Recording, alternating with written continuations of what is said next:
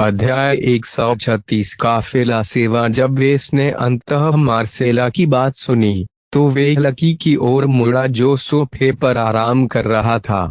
क्या मैं ये सही सुन रहा हूँ? लकी ने उसकी नींद में खलल डालने के लिए उस पर अपना पंजा मारा। आलसी बिल्ली ने अपनी राय देने की जहमत नहीं उठाई। जब तक खनिज मिलते रहे पशु संतुष्ट रहे। कुछ मिनट बाद उनके बैंक ने उन्हें एक सूचना भेजी। वेस को वास्तव में स्वीकार करना पड़ा कि उसके दलाल ने उसके वादे निभाए। उनका पहला प्रोडक्शन मेक 42 मिलियन क्रेडिट की अविश्वसनीय राशि के लिए नीलाम हुआ। इससे 15.6 मिलियन क्रेडिट का सकल लाभ हुआ। एक ही बिक्री से इतना मुनाफा वास्तव में विकृत था। उसने तुरंत ही अपने स्थिर पूल में 42 डीपी जमा करके सिस्टम से पुष्टि प्राप्त कर ली। यह उनके नवीनतम वर्चुअल मेक की कमाई की तुलना में समुद्र में एक बूंद थी, लेकिन हर छोटी से मदद ने मदद की। वेस को इससे भी ज्यादा आश्चर्य इस बात से हुआ कि मार्सेला एक ही इवेंट में 8 बाद के ऑर्डर निकालने में कामयाब रही।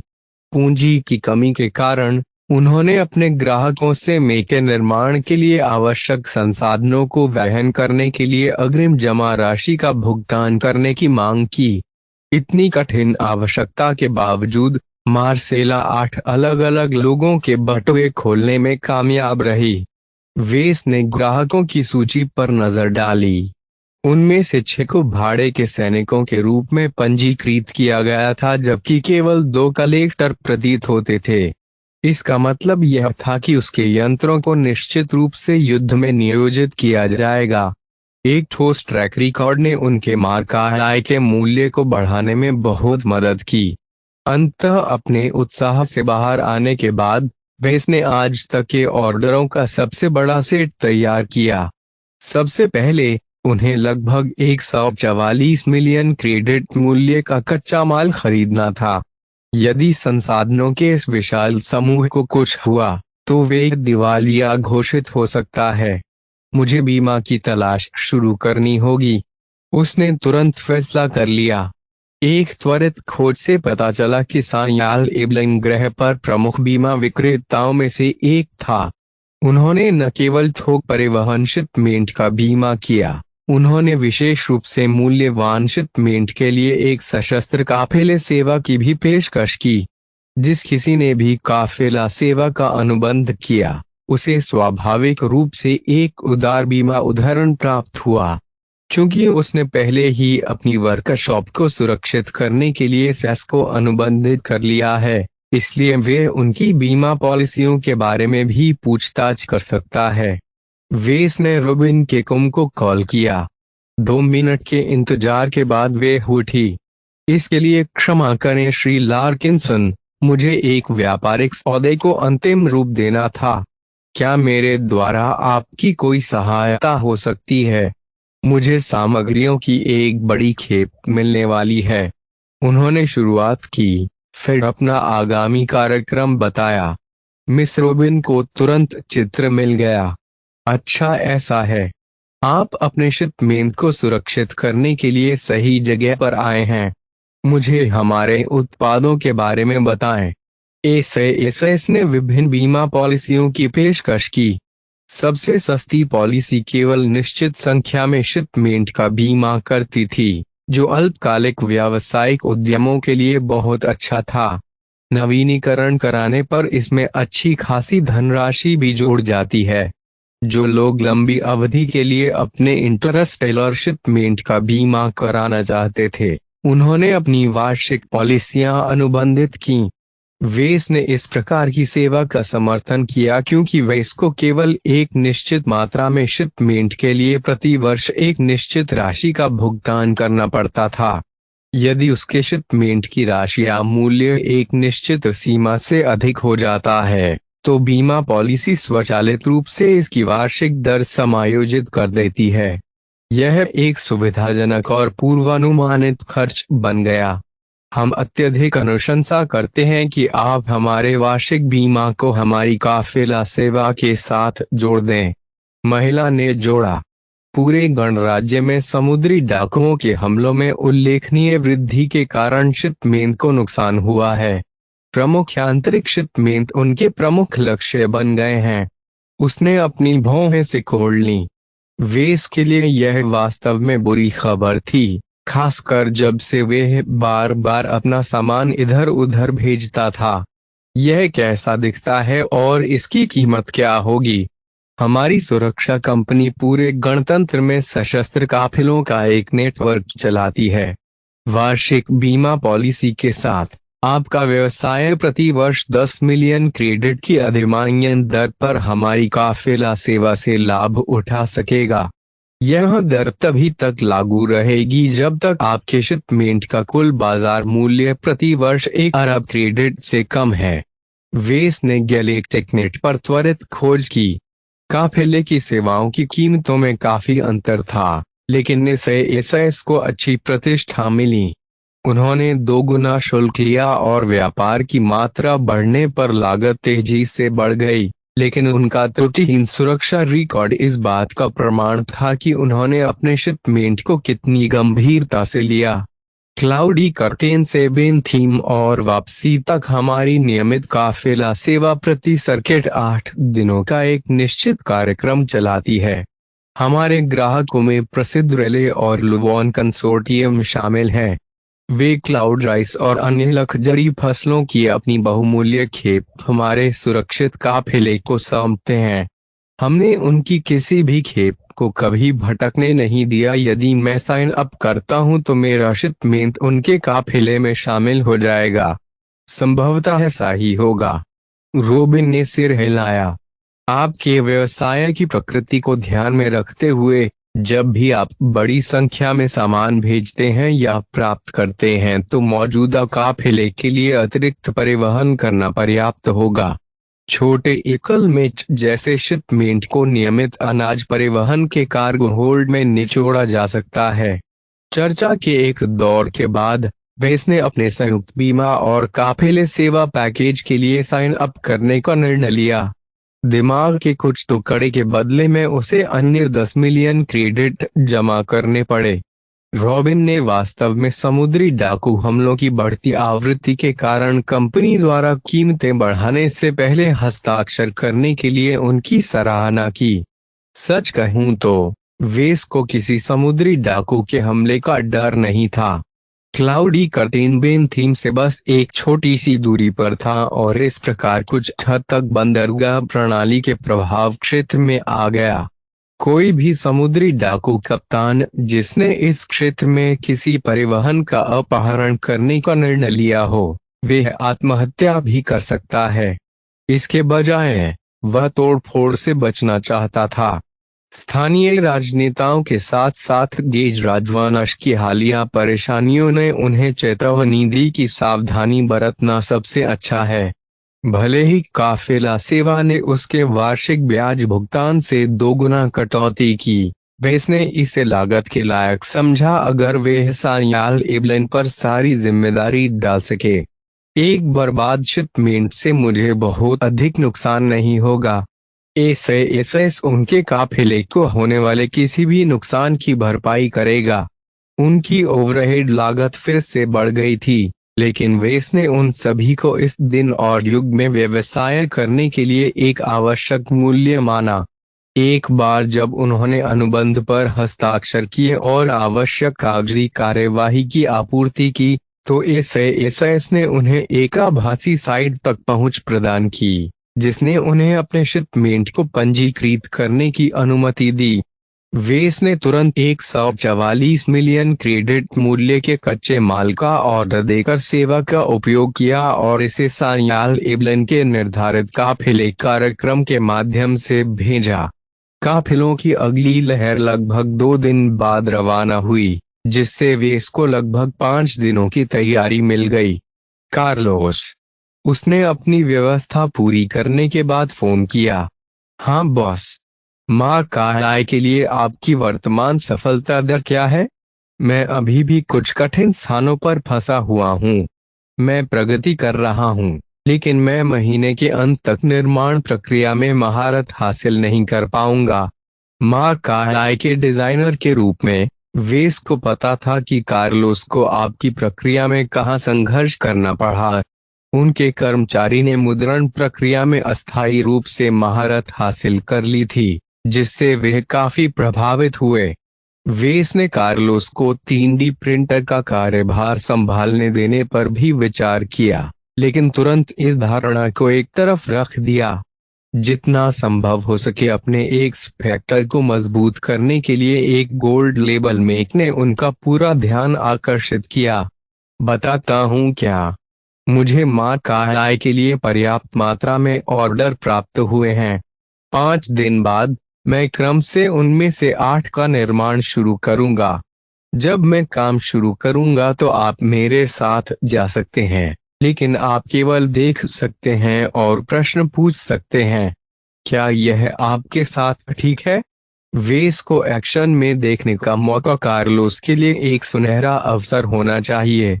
उनके कर्मचारी ने उत्सुकता से सिर हिलाया। धन्यवाद, बस यही तो मुझे चाहिए। मैं निश्चित रूप से आपको परेशान नहीं करूंगा। इस बीच वेस ने आगामी फैब्रिकेशन रन के लिए अपनी कार्यशाला तैयार की। उन्होंने अपनी असेंबली मशीनों को अनुकूलन के साथ पूर्व कॉन्फ़िगर किया, जिससे उनकी प्रक्रियाओं में तेजी आई और जोखिम कारक कम हो गए। उन्होंने कर सुधार विधेयक और किसी अन्य संभावित खतरे के बारे में भी कैल्सी से पत्र व्यवहार किया। छात्र के अनुसार ग्रीन्स ने इसके तत्काल पारित होने के लिए अपना समर्थन वापस ले लिया। सफेद कबूतरों को भी ऐसा करने के लिए मजबूर होना पड़ा। अभी के लिए प्लानिटरी असेंबली ने बिल को उस समिति को वापस भेज दिया, जिसका इरादा अगले मानक वर्ष की शुरुआत में बिल का एक संशोधित संस्करण प्रस्तुत करने का था। ऐसा लगता है कि गेज राजवंश के अचानक प्रस्थान ने सत्तारूढ़ गठबंधन को अस्त व्यस्त कर दिया है। वेस ने प्रसन्नतापूर्वक नोट किया। वह वापस कैल्सी की ओर मुड़ा। क्या आपने इस बिल को चुकाने की अपनी योजना में कोई प्रगति की है? मैं कुछ संभावित संभावनाओं पर काम कर रहा हूँ। मैं फिलहाल कुछ इच्छुक पार्टियों के साथ बातचीत कर रहा हूँ। एक बार जब मुझे उनकी सहमति मिल जाएगी, तो मैं आपके सामने अपनी योजना का खुलासा करूंगा। यह थोड़ा अस्पष्ट लग रहा था, लेकिन वेस ने महिला को एक मौका दिया। ठीक है, जब तक आपके पास कुछ ठोस है आप अपना समय ले सकते हैं। एक बार जब उसने कॉल समाप्त कर ली, तो उसने अपना एजेंडा बताया। यदि वेस लार्किंसन के साथ वार्षिक नए साल के जश्न में भाग लेना चाहता था, तो उसे अपना निर्माण कार्य तेज करना पड़ा। मैं प्रत्येक कार्य को पूरा करने के लिए केवल 4 दिन खर्च कर सकता हूँ। उसने अंकों को चलाने के बाद गणना की। मुझे यात्रा के समय को भी ध्यान में रखना होगा। यदि वह बाराकोडा की मरम्मत करता तो वह काफी समय बचा सकता था। हालांकि वेस ने पहले ही अपनी बचत का एक बड़ा हिस्सा उड़ा लिया। उनकी शेष तरल निधि अभी भी मरम्मत की लागत को कवर करने के लिए कम पड़ गई। वह कंधे उछाते हुए वापस अपनी तैयारियों में लग गया। 5 दिन बाद एसएएस का काफिला क्लाउडी कर्टेन के स्पेस पोर्ट पर उतरा।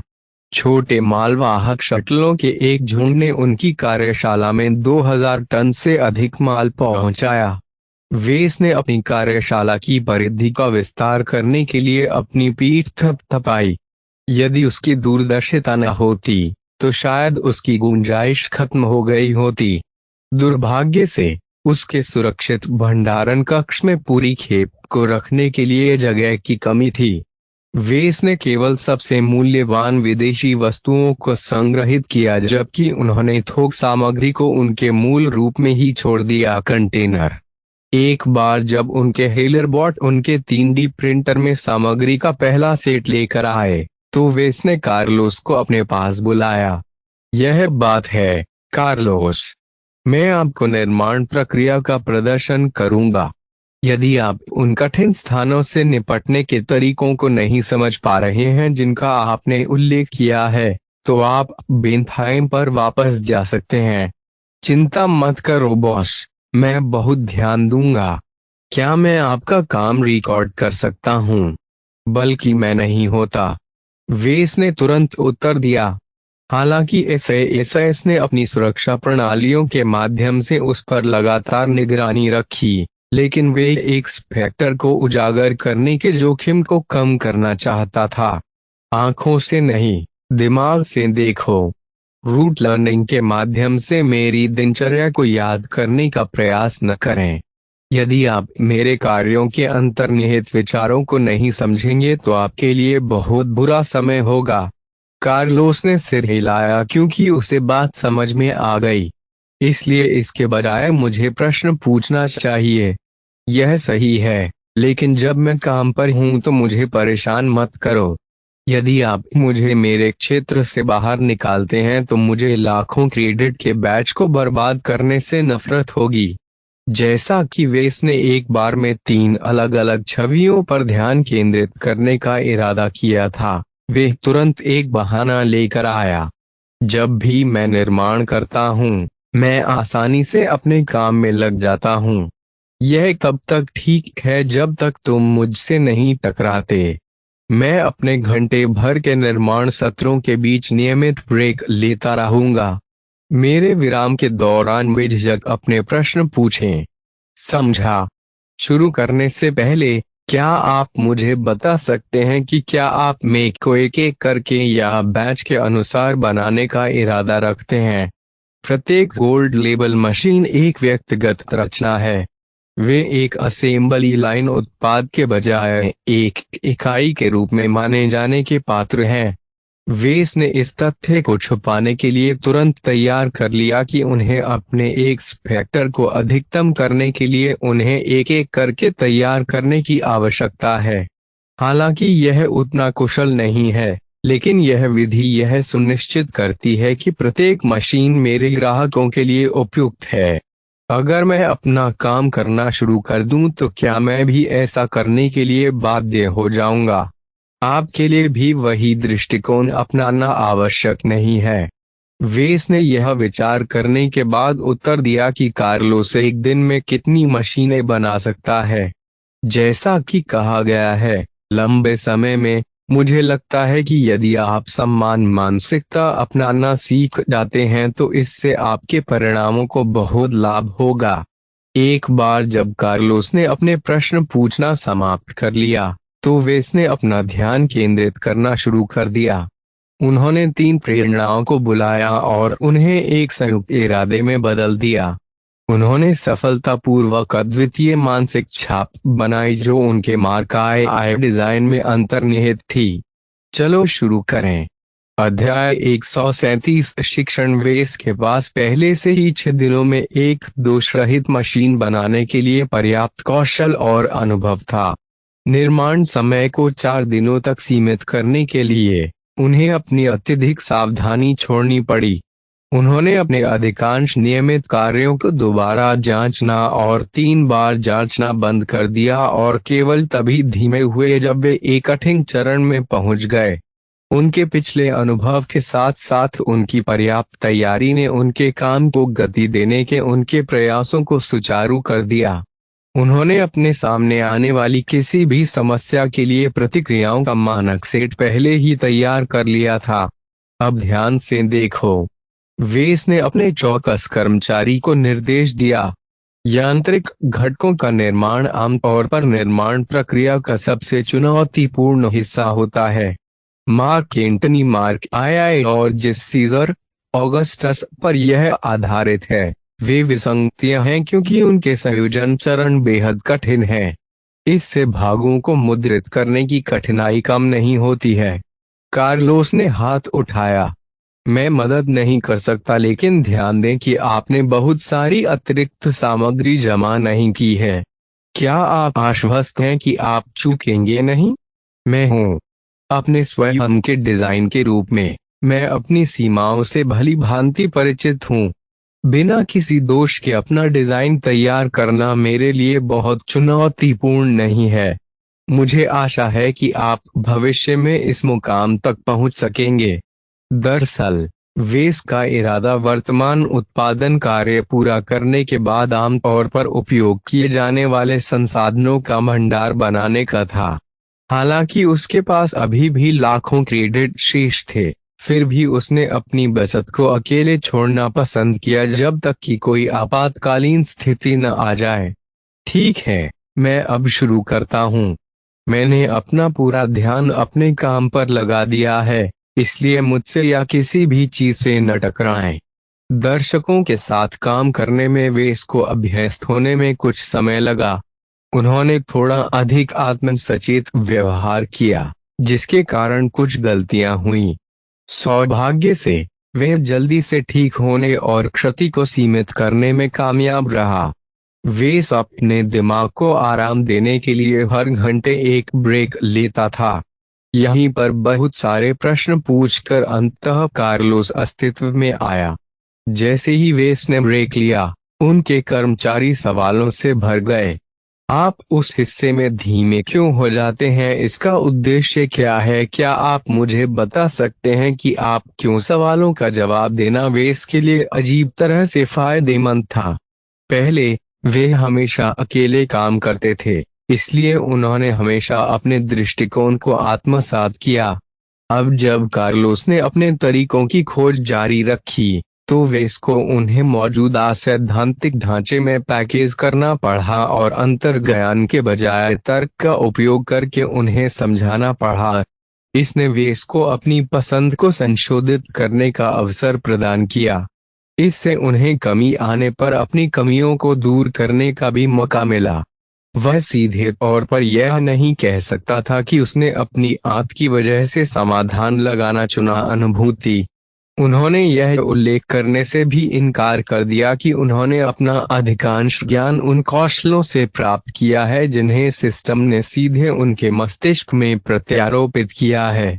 इस प्रकार जब वेस ने सवालों का गंभीरता से उत्तर दिया, तो उसे अपनी आदतों के बारे में बहुत सारी जानकारी प्राप्त हुई। अब उन्हें शिक्षण के प्रति नई सराहना प्राप्त हुई, क्योंकि इससे उन्हें भी उतना ही लाभ हुआ जितना उनके शिष्य को। घटकों का निर्माण बिना किसी रुकावट के चला गया। हालांकि इस प्रक्रिया को पूरा करने में उन्हें आधा दिन अतिरिक्त लगा।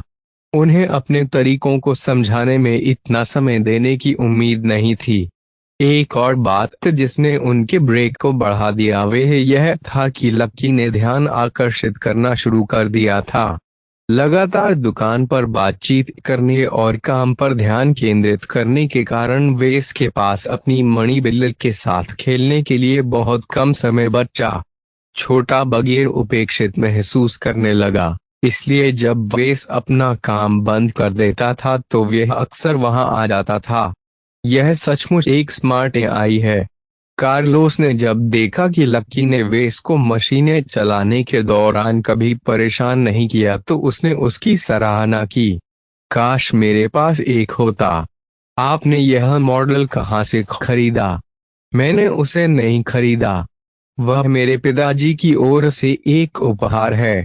मुझे लगता है कि उसे यह न्यू रूबार्थ साम्राज्य से मिला है, लेकिन मुझे यकीन नहीं है। मुझे लगता है कि वह काफी अनोखा है, इसलिए इस जैसे अच्छे पालतू जानवर की उम्मीद न करें। इससे पहले कि वे वेस को गले लगाने के लिए वापस जाता, बिली ने कार्लोस पर जोर से चिल्लाया। यह ऐसा था मानो बिल्ली ने अपने मालिक की गोद में वापस जाने से पहले अपनी बुद्धिमत्ता का प्रदर्शन किया हो। लकी नियमित रूप से मैदान में गश्त भी करता था। भले ही एसएएस ने पहले से ही अपनी कार्यशाला के परिसर को सुरक्षित करने में बहुत अच्छा काम किया हो, बिली अभी भी चारों ओर सूंघ रही थी जैसे कि वह जगह उसके स्वामित्व में हो। इस बीच काम चलता रहा। एक बार जब उन्होंने सभी भागों का निर्माण पूरा कर लिया, तो वेस ने उन्हें एक मशीन में जोड़ना शुरू कर दिया। इसकी शुरुआत आसान रही, यहाँ तक कि कार्लोस भी बिना किसी गड़बड़ी के आंतरिक फ्रेम और मुख्य घटकों को एक साथ रख सकता था। समस्या तब शुरू हुई जब वेस उस चरण पर पहुंच गया जहां उसे आंतरिक निर्माण करना था।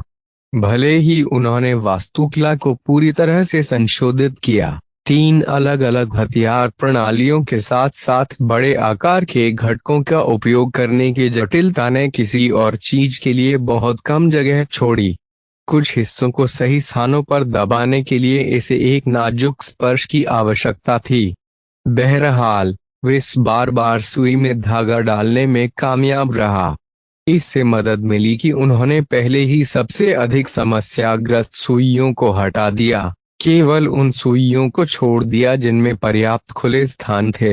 यहाँ तक कि कार्लोस भी प्रभावित दिखे। आपके काम करने के तरीके से नियंत्रण बहुत सहज है। आप न केवल सटीक हैं बल्कि तेज भी हैं। मैं तुम्हें उस चरण को सैकड़ों बार दोहराते हुए देख सकता हूं और मैं फिर भी ऊब नहीं पाऊंगा। अपनी खुद की मशीन डिजाइन करने का यही फायदा है। आप इसे इस तरह से बना सकते हैं जो आपके कौशल के अनुकूल हो। आपके उपकरण को डिजाइन करने का लक्ष्य इसकी जटिलता को कम करते हुए प्रदर्शन को अधिकतम करना होना चाहिए। कई बार आपको दोनों के बीच निर्णय लेना पड़ता है। अधिक सक्षम एक डिजाइनर अभी भी उस जटिलता से निपटने में सक्षम हैं जो उनके डिजाइन को उन्नत करने के लिए आवश्यक है। तो मेरे जैसा अनुभवहीन एक डिजाइनर अभी भी आपके जैसा वेरिएंट डिजाइन कर सकता है, ठीक है? हाँ, लेकिन आपको अपने डिजाइन को वास्तविकता में बदलने के लिए एक बहुत अच्छे फैब्रिकेटर की आवश्यकता होगी। वेस ने अपना सिर हिलाया। अपने साधनों से आगे न जाना ही सर्वोत्तम है। एक डिजाइन जो आपके निर्माण के लिए बहुत जटिल है, उसमें संभवतः बहुत सारी डिजाइन खामियां शामिल होंगी जो पहली नजर में स्पष्ट नहीं होंगी। इस बार वेस ने थोड़ी अधिक तेजी से काम किया लेकिन अपने शेड्यूल को पूरा करने में असफल रहे। उन्होंने असेंबली को आधे दिन की देरी से पूरा किया, जिसका मतलब था कि उनके दूसरे गोल्ड लेबल में एक को बनाने में लगभग 5 दिन लग गए। यह सचमुच नहीं चलेगा। मुझे तेजी से काम करने की जरूरत है। इसलिए वेस ने अपने कर्मचारी को अपनी जिज्ञासा पर अंकुश लगाने और प्रति ब्रेक केवल एक ही प्रश्न पूछने के लिए मजबूर किया। जब उन्होंने दूसरी मशीन बनाना शुरू किया तो इससे उन्हें काफी मदद मिली।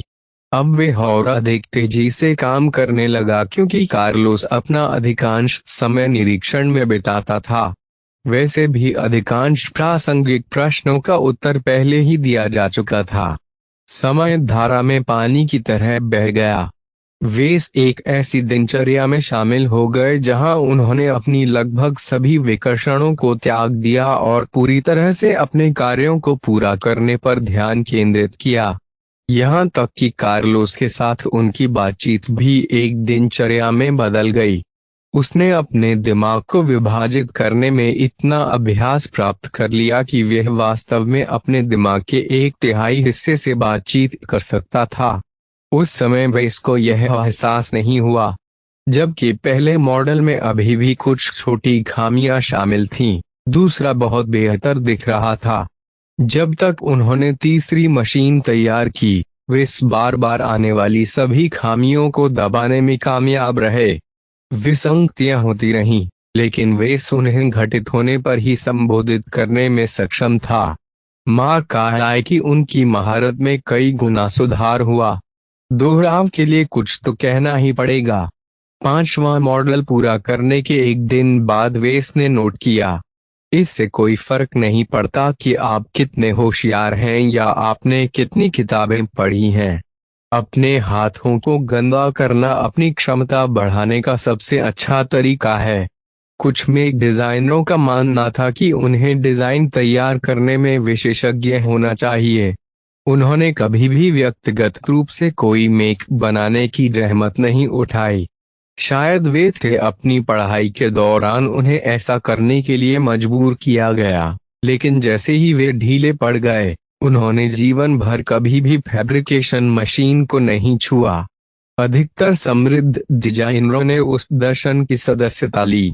वे निर्माण प्रक्रिया को अपनी हैसियत से नीचे मानते थे। उन्होंने खुशी खुशी यह काम अपने साथियों के लिए छोड़ दिया, जबकि उन्होंने पहले से ही अपने अगले डिजाइन तैयार करना शुरू कर दिया था। इसके विपरीत कार्लोस जैसे गरीब लोगों को जीविकोपार्जन के लिए अपने स्टेशन के नीचे काम करना पड़ता था। हालांकि निर्माण प्रक्रिया में महारत हासिल करने से उन्हें निश्चित रूप से लाभ हुआ, लेकिन इसने केवल एक ही दृष्टिकोण प्रस्तुत किया। यदि कार्लोस कभी भी अपने करियर को आगे बढ़ाना चाहता था, तो उसे अपनी शिक्षा को स्वयं ही पूरा करना होगा। कई लोगों ने उत्कृष्टता हासिल करने की कोशिश की और असफल रहे क्योंकि उनके पास उन लोगों के खिलाफ प्रतिस्पर्धा करने के लिए संसाधनों और अवसरों की कमी थी जिन्होंने अच्छी शुरुआत का आनंद लिया था। यह कुछ ऐसा था जिसे कार्लोस भी अपने दिल की गहराई से जानता था। जैसे ही वेस ने शेष आदेशों को निपटाया, उसे फिर से सिरदर्द होने लगा। दर्द धीरे धीरे बढ़ता गया, जिससे उसे जल्दी करना पड़ा और अपना उत्पादन तेज करना पड़ा।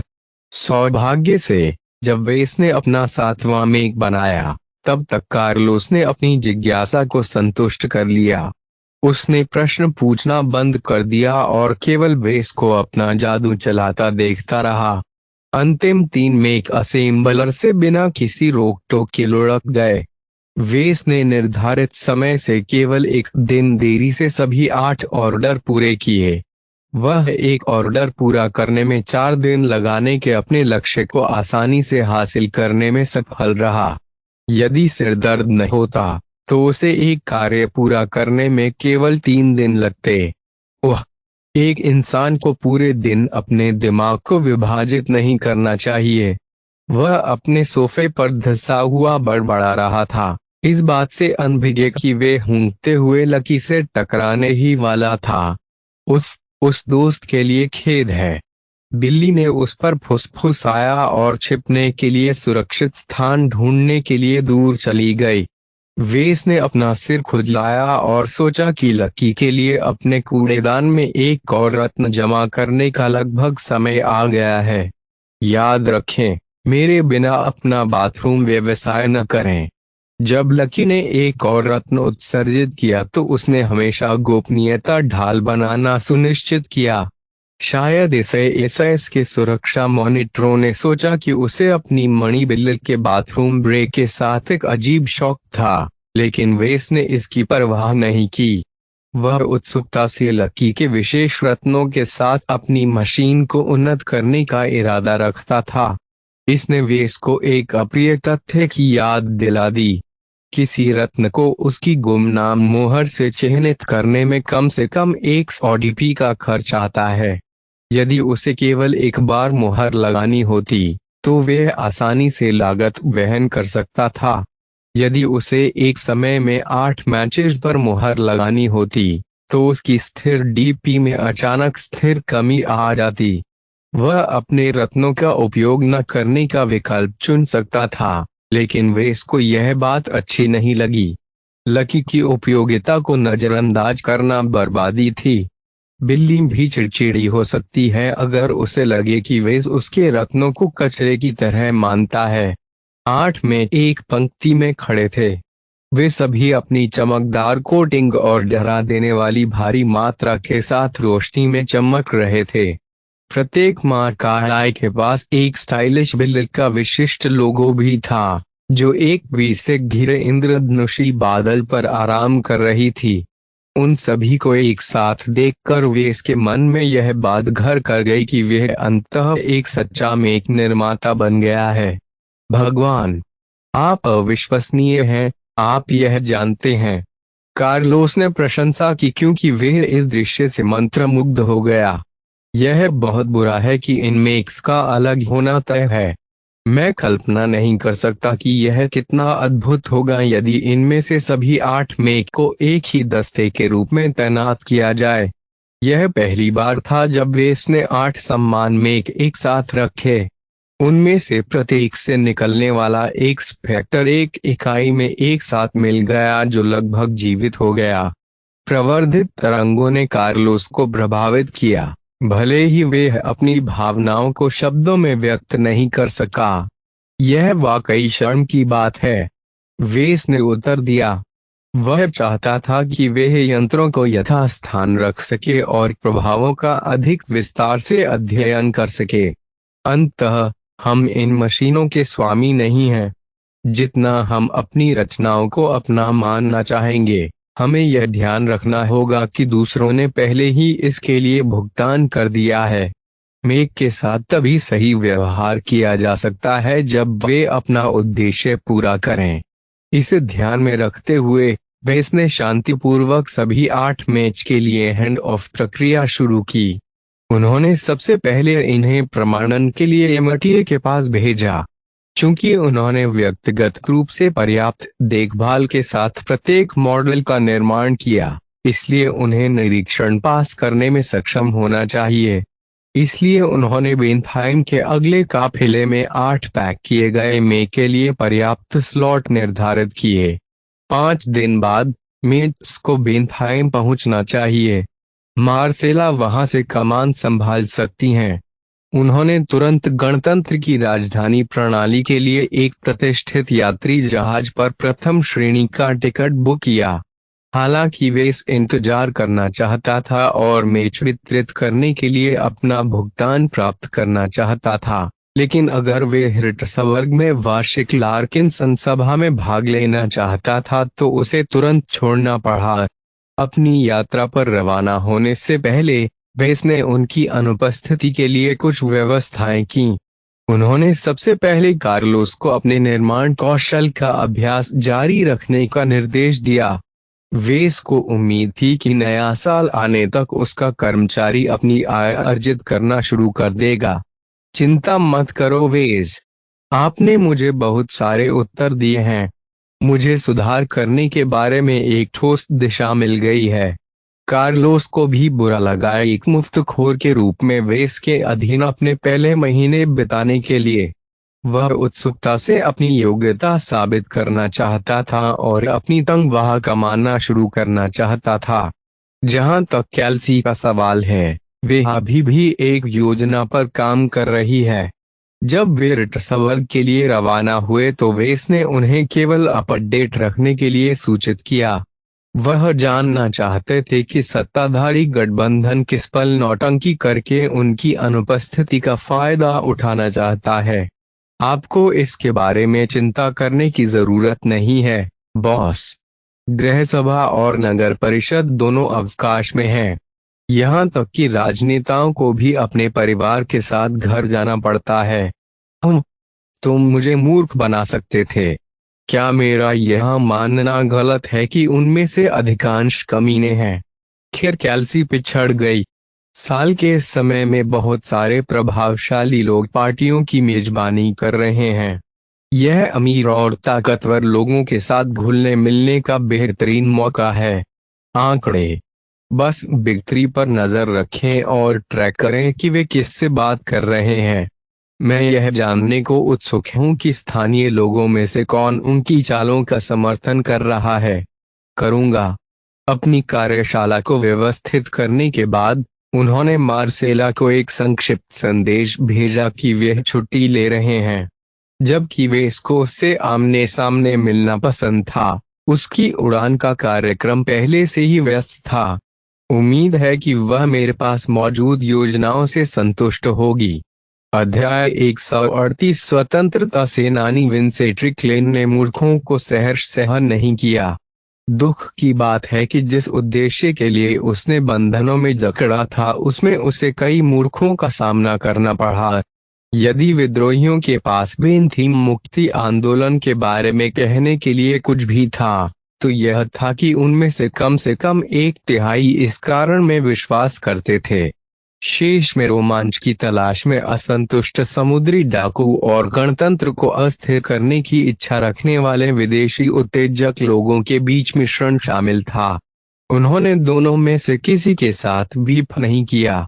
जब विंसेंट ने अपने परिवार के आधे बुजुर्गों को वाष्पित कर दिया तो वे स्वयं एक समुद्री डाकू में बदल गया।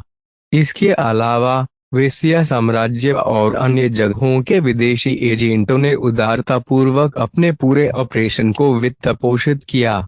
इसका मतलब यह था कि विंसेंट को आंदोलन में सभी के साथ मिलजुल कर रहने में सक्षम होना चाहिए।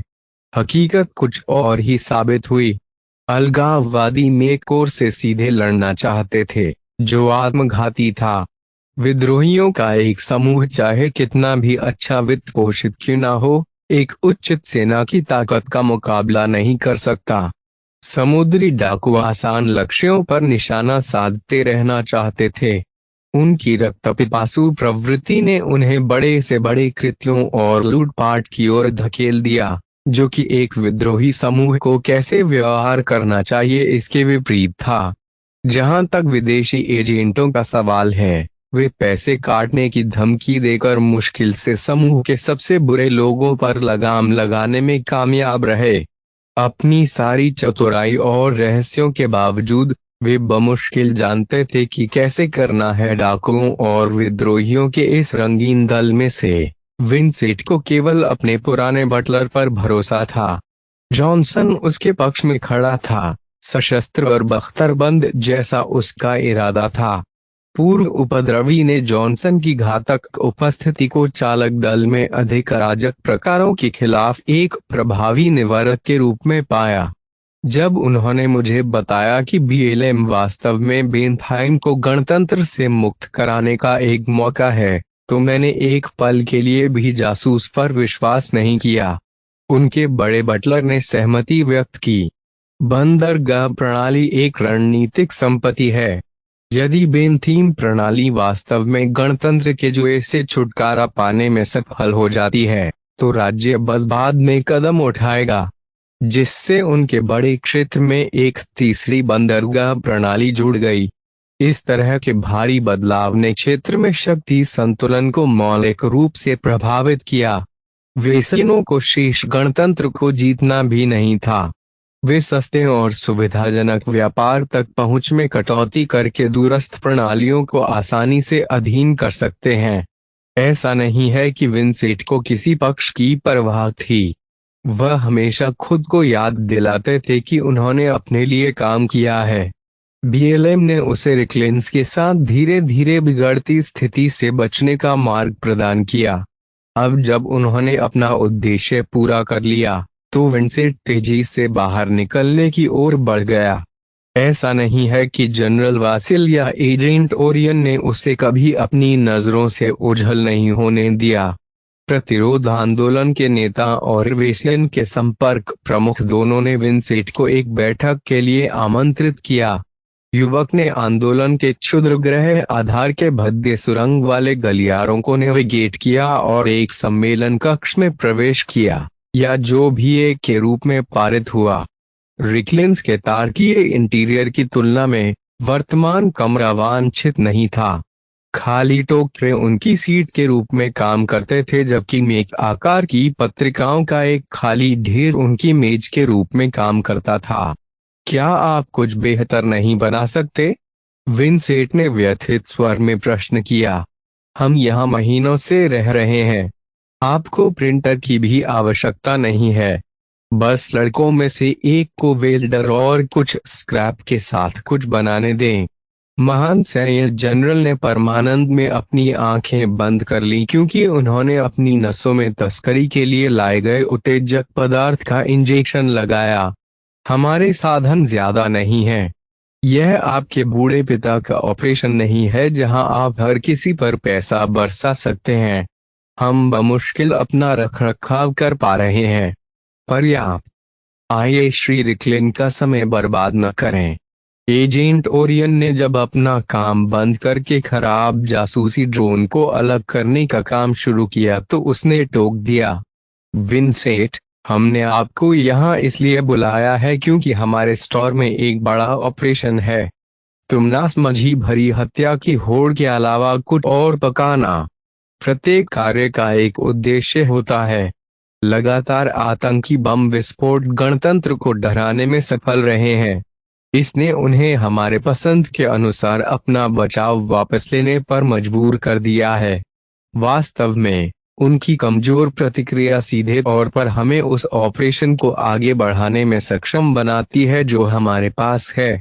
जैसे ही एजेंट अपने लक्ष्य गिनाने वाला था, एक अलार्म ने पूरे बेस को घेर लिया।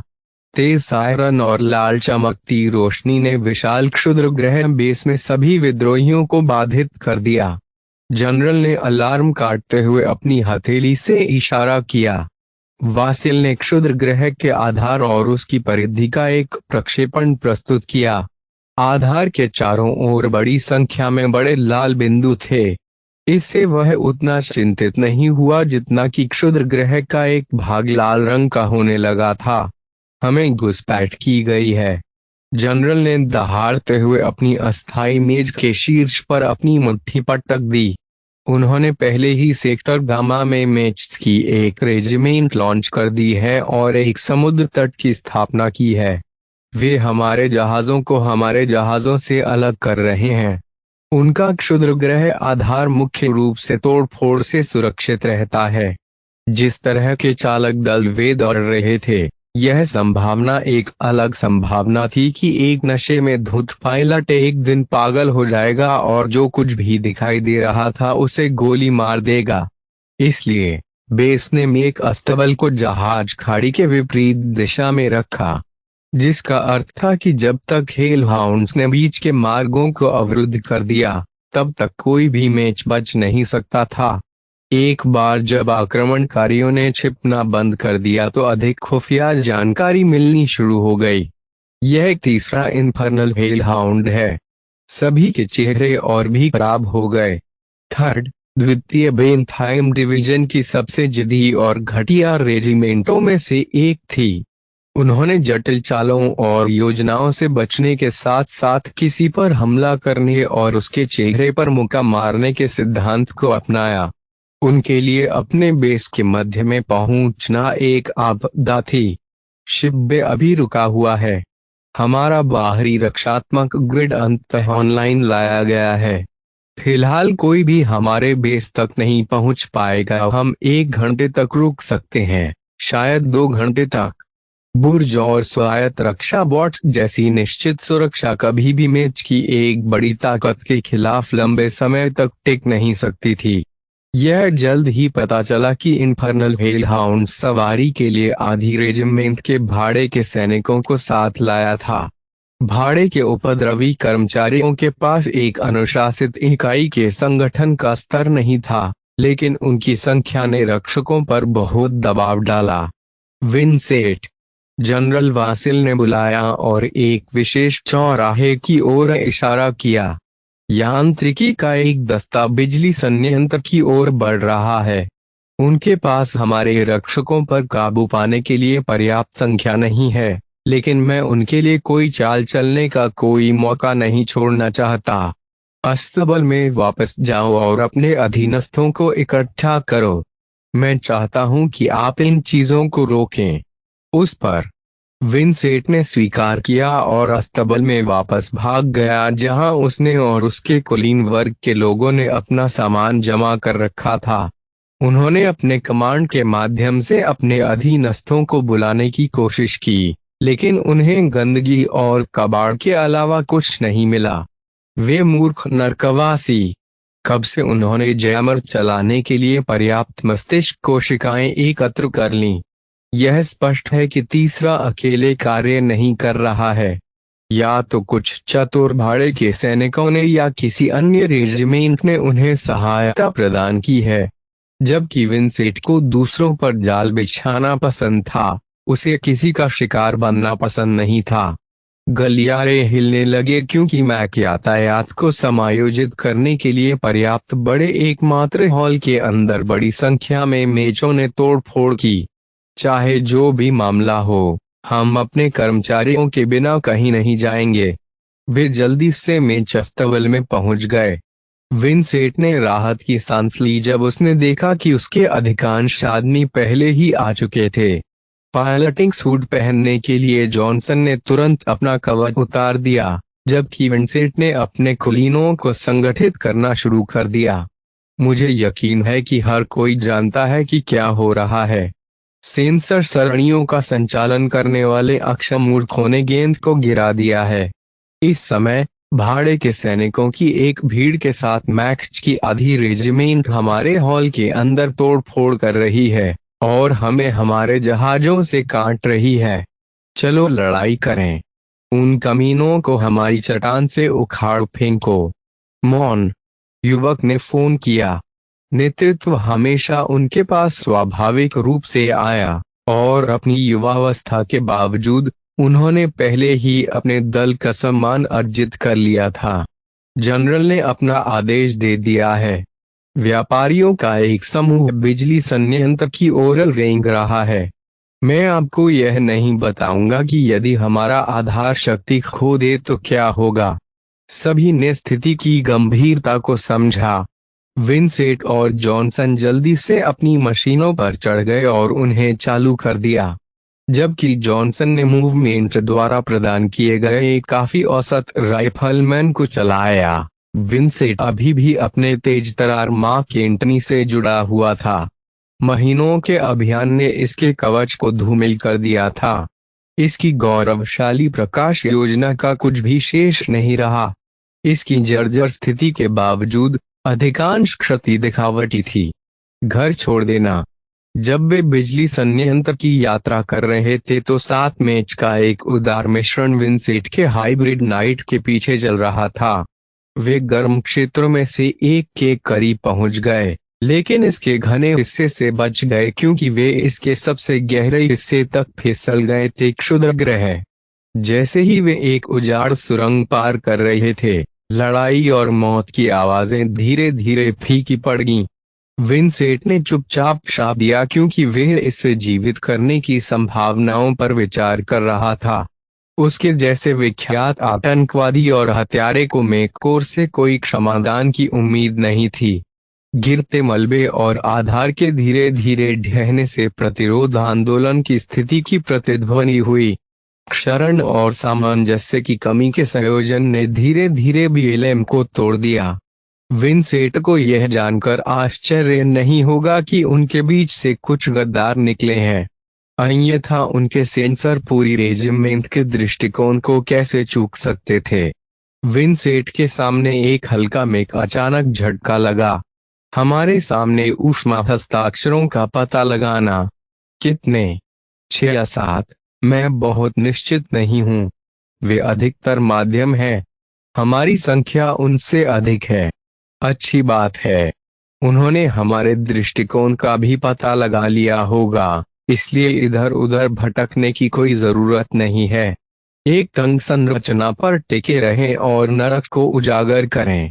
विंसेंट के मजबूत शूरवीर को सबसे आगे रखते हुए वे एक बड़े और खुले माल भंडार के अंदर घुस गए। आपूर्ति की कमी के कारण भंडार कभी भी क्षमता तक नहीं भर पाया। केवल कुछ अलग थलग कंटेनर ही गुफा में भूले हुए पड़े थे।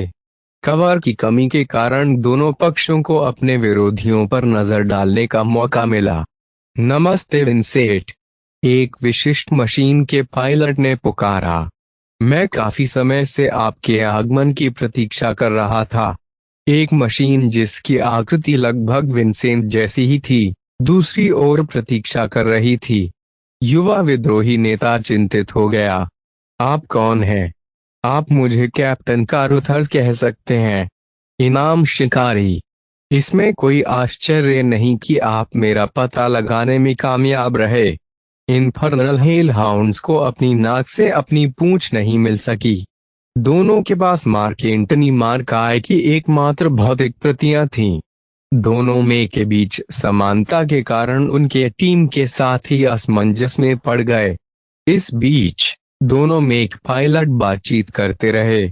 जब आप अपनी कलाई के लेजर का अत्यधिक उपयोग करते हैं तो क्या आपकी मशीन खराब हो जाती है? कारुथर्स ने पूछा। हाँ, यह होता है। तकनीशियनों के अनुसार ज्यादा गर्म होने से इंजन में जाने वाले चैनल आसानी से बाधित हो जाते हैं। जब आप अपने लेजरों को विस्फोटित करते रहते हैं तो अपनी सीमाओं को भूलना बहुत आसान होता है। मैं देख रहा हूं कि आप मूल गद्दा से चिपके हुए हैं। कॉडपी स्पोर्टिंग मैक ने अपनी भारी गद्दा उठाई और उसके साथ एक भारी झूला लिया। मैंने कुछ तलवारें आजमाई हैं लेकिन मैं उनके साथ अच्छा नहीं हूं। मैं गद्दा के वजन को पसंद करता हूं। एक बार जब वे अपने मेजों के बारे में बात करना समाप्त कर लेते हैं तो वे अपने मेजों को तैयार कर लेते हैं। फीनिक्स क्राई ने अपनी तलवार तैयार कर ली, जबकि विंसेंट की कलंकित मशीन ने अपनी भारी टावर ढाल को थाम लिया। मालिक, मैंने उन्हें अपनी दृष्टि में पा लिया है। बस शब्द कहो और मैं उन्हें लेजर से भर दूंगा। रुकना, ये मेरे और उसके बीच की बात है। विंसेंट ने घोषणा की कि उसके मेक ने उन्हें दूर जाने का इशारा किया। पीछे हट जाओ और मेरे रास्ते में मत आओ। यह सड़ा हुआ माल केवल मेरे लिए यहाँ है। दोनों पक्ष समझ गए कि पूर्ण युद्ध जल्द ही नियंत्रण से बाहर हो सकता है। जबकि विद्रोहियों के पास संख्या बल था, व्यापारियों के पास प्राचीन हथियार थे। मौत की लड़ाई जल्द ही दोनों पक्षों के लिए बदसूरत हो सकती है। क्या तुम तैयार हो बच्चे? कारूथर्स ने पूछा, जबकि उसकी मशीन ने अपनी तलवार लहराई। मुझे बच्चा, बूढ़ा मत कहो। विंसेंट ने रॉकेट के पेलोड को उड़ाते हुए लॉन्चरों के साथ अपनी मशीन को आगे बढ़ाया। जबकि अचानक हमले ने इनामी शिकारी को चकमा दे दिया। कारूथर्स ने फीनिक्स क्राई की ढाल को पकड़कर तुरंत प्रतिक्रिया व्यक्त की। कई बिना गाइड वाले रॉकेट दूर तक चले गए, लेकिन उनमें से कम आधे ने लगातार विस्फोटों के कारण ढाल को प्रभावित किया। रॉकेटों ने बहुत अधिक प्रहार किया और कारूथर्स की ढाल की आधी परतों को आसानी से चबा डाला। इसके बाद हुए तेज गदा हमले ने शेष परतों पर और दबाव डाला। अलग होने के बजाय फीनिक्स क्राई आगे बढ़ी और अपनी तलवार से वार किया। विंसेंट ने अजीब तरह से अपनी ढाल से प्रहार को रोक दिया, लेकिन जैसे ही फीनिक्स क्राई ने धातु के स्लैब को लात मारी, उसकी चाल अचानक पीछे की ओर लड़खड़ा गई। जैसे ही दूरी खुली, दोनों पक्षों ने एक दूसरे पर लेजर किरणों से हमला करना शुरू कर दिया। तुमने मुझे क्यों खोजा है? विंसेंट ने सांसों के बीच पूछा। आपकी मशीन बहुत बदसूरत है, इसीलिए, कैप्टन ने जवाब दिया जब उसकी मशीन फिर से आमने सामने की टक्कर के लिए बंद हो गई। मैं इस बात से तंग आ चुका हूं कि मेरी मशीन को गलती से आपकी मशीन समझ लिया गया है। जैसे ही वे एक दूसरे से टकराए, दोनों मेक्स ने अपनी ढालें संभाल लीं। इसकी आवाज पूरे हॉल में गूंज उठी। अध्याय 139 अराजकता। जैसे जैसे द्वंद्व बढ़ता गया, दोनों पक्षों को नुकसान होने लगा। विंसेंट की योग्यता काफी अच्छी थी। उसने अपने प्रतिद्वंद्वी को मात देने के लिए अपनी चाल को पर्याप्त प्रवाह और सटीकता से नियंत्रित किया। दूसरी ओर कारूथर्स के पास वर्षों का अनुभव था। वर्षों में उनके लाभ ने उनकी चालों को तब तक निखारा जब तक कि वे अपनी जानबूझकर की गई गति के बावजूद निर्बाध रूप से प्रवाहित नहीं हुई। युवा और वृद्ध के बीच विरोधाभास ने उनकी लड़ाई को कई तरह से प्रभावित किया। जबकि कारूथर्स चालें चलते रहे, विंसेंट हमेशा अपनी बेहतर सजगता का फायदा उठाकर नुकसान से बचने में कामयाब रहे। दो मिश्रित शूरवीरों ने अपने हाथापाई हथियारों के पक्ष में अपने सभी अन्य हथियारों को त्याग दिया। किरणें उनकी कलाई से दागे गए लेजर एक ढाल के खिलाफ अप्रभावी रूप से छिटक गए, जबकि विंसेंट ने पहले ही अपनी मिसाइल पूरा खर्च कर दी थी। युवा लड़ाके ने ध्यान से देखा कि कैसे उसके प्रतिद्वंद्वी ने अभी तक कोई मिसाइल लॉन्च नहीं की है। विंसेंट इस बात से सावधान था कि कप्तान की मशीन कुछ भी खराब कर सकती है, इसलिए उसने अपनी मशीन को सतर्क रखा और कभी भी एक भी हमले के लिए पूरी तरह से प्रतिबद्ध नहीं हुआ। इसके कारण लड़ाई बराबरी की स्थिति में खिंच गई, जहां दोनों टीमों को समान मात्रा में क्षति हुई। विंसेंट ने अपने प्रतिद्वंद्वी की मशीन पर सीधे हमला करना छोड़ दिया और इसके बजाय उसकी क्षतिग्रस्त ढाल को तोड़ने का काम किया। मैं देख रहा हूं कि आपने बहुत सारा दबा हुआ गुस्सा जमा कर लिया है, कारूथर्स ने टिप्पणी की जब उसके साथी ने प्रहार को स्वीकार कर लिया लेकिन जवाबी कार्यवाही में एक काट दिया जिसे विंसेंट मुश्किल से रोकने में कामयाब रहा। समुद्री डाकू बनने से आपके तनाव पर कोई फायदा नहीं होगा। फीनिक्स क्राई ने अचानक एक आश्चर्यजनक हमला करके अपना पैटर्न बदल दिया। एक के बाद एक तलवारें पस्त विद्रोही के शरीर पर लगीं, जिससे कम से कम आधा हिस्सा युवक के अनाड़ी रक्षक के शरीर में जा लगा। भाड़े के नेता ने विंसेंट को अपने उग्र हमलों से बिल्कुल भी राहत नहीं दी। विंसेंट ने घबराने की बजाय धैर्यपूर्वक लगातार हमलों को सहन किया। वह मॉडल को करीब से जानता था और जानता था कि मैकेंटनी इतनी आक्रामक गति बरकरार नहीं रख सकता। हाँ हाँ, तुम कब तक रुक सकते हो, बूढ़े आदमी? आपको रुलाने के लिए काफी लंबा। अनुभवी इनामी शिकारी एक बूढ़े लेकिन घमंडी शेर की तरह लड़ा, जबकि युवा विद्रोही ने एक धैर्यवान कछुए की तरह हमलों को टाल दिया। हालांकि विंसेंट ने अपेक्षाकृत अच्छा प्रदर्शन किया, फिर भी वे कुछ ब्लॉक चूक गया, जिससे उसके प्रतिद्वंद्वी की तलवार उसके कमजोर जोड़ों पर वार कर गई। एक बार जब फीनिक्स क्राई खत्म हो गई, तो विंसेंट को आखिरकार चोट का जवाब देने का मौका मिल गया। उसके यंत्र ने इनामी शिकारी की लगातार खराब होती जा रही ढाल पर अपनी गदा से प्रहार करना फिर से शुरू कर दिया। अब तक इसने जितनी भी क्षति झेली है, उससे इसकी अखंडता को कोई लाभ नहीं हुआ है।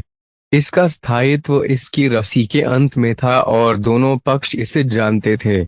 अपनी अपरिहार्य प्रतीत होने वाली हार के बावजूद कारुथस ने अभी भी ढाल का उपयोग किया, जबकि यह चली वार के बदले वार का आदान प्रदान किया गया। अपने छोटे प्रतिद्वंद्वी के विपरीत इनामी शिकारी ने अपने प्रतिद्वंद्वी की ढाल को नजरअंदाज कर दिया और सीधे मशीन को नुकसान पहुंचाने की कोशिश की।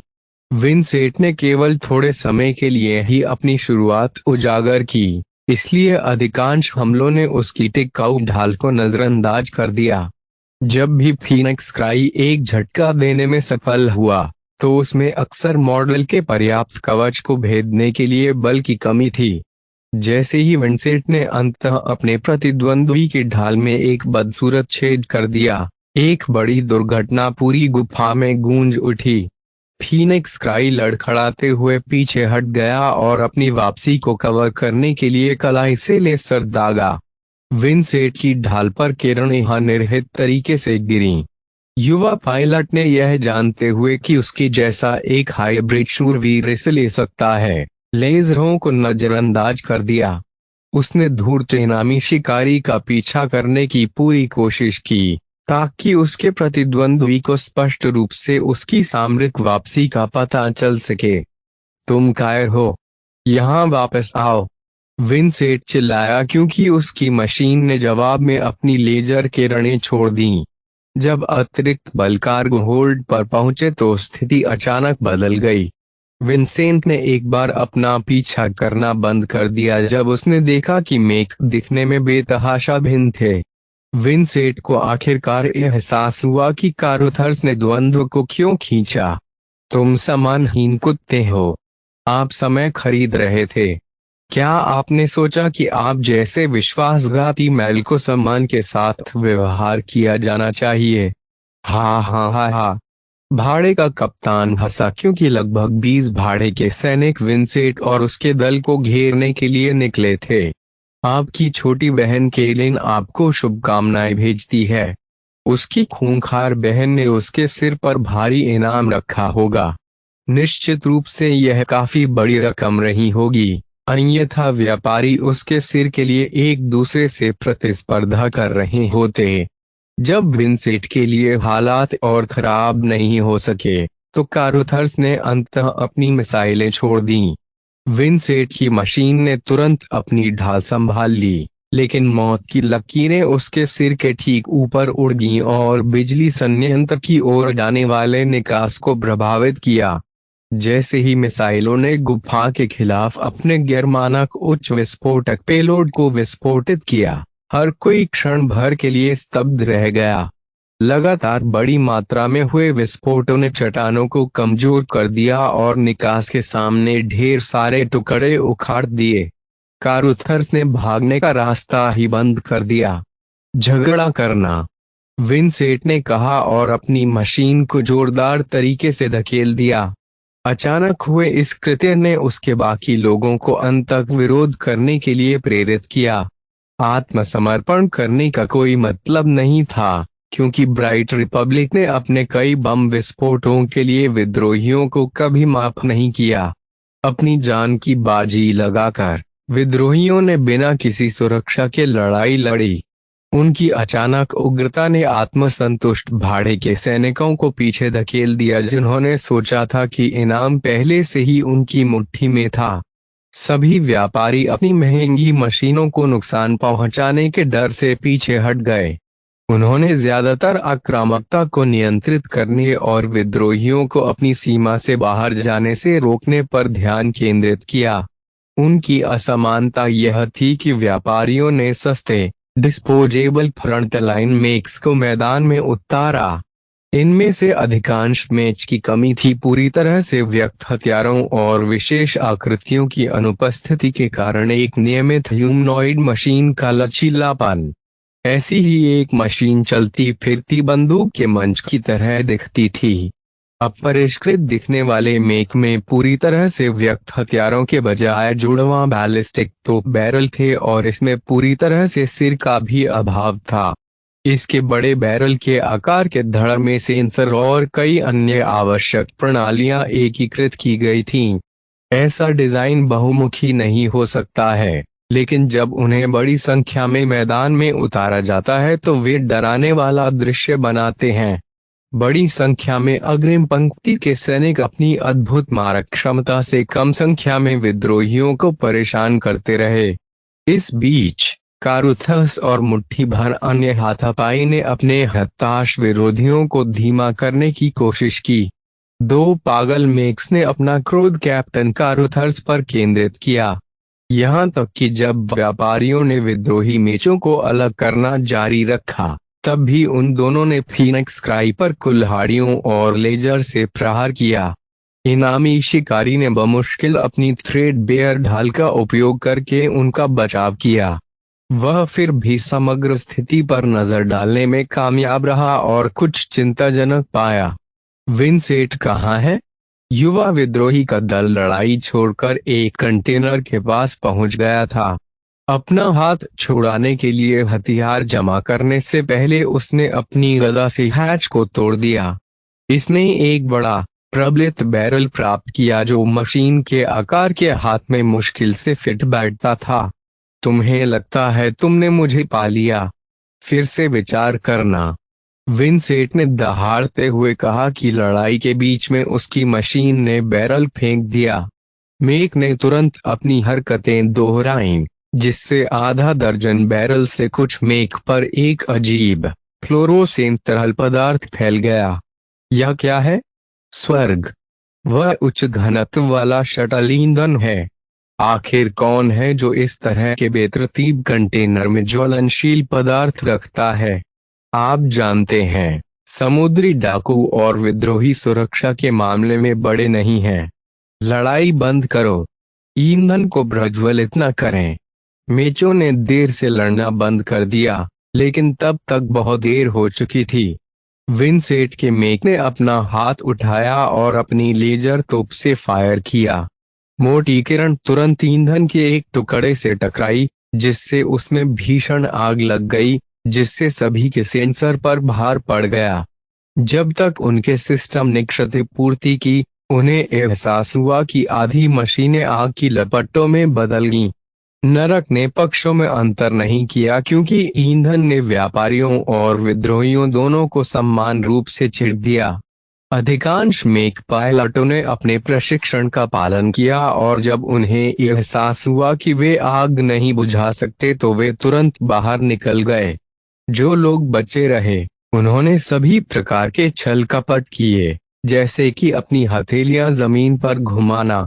जबकि व्यापारी अपने दोस्तों पर उपद्रव कर रहे थे, विंसेंट तुरंत भागने का मौका ले लिया।